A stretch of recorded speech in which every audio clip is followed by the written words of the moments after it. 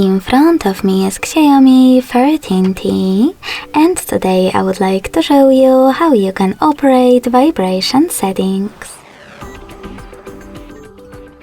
First of all, go into Devices settings and scroll down to access sound and vibration.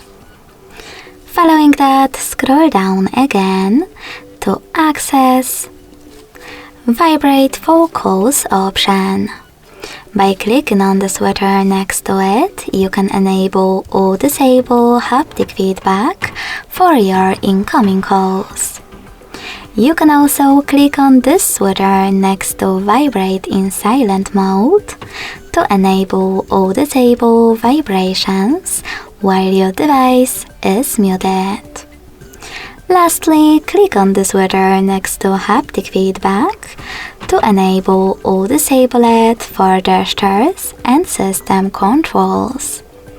If you decided to switch it on, adjust intensity of them by swiping left or right on haptic feedback lever slider. Thanks so much for watching. If you enjoyed this video, don't forget to leave a like, comment and subscribe. Bye!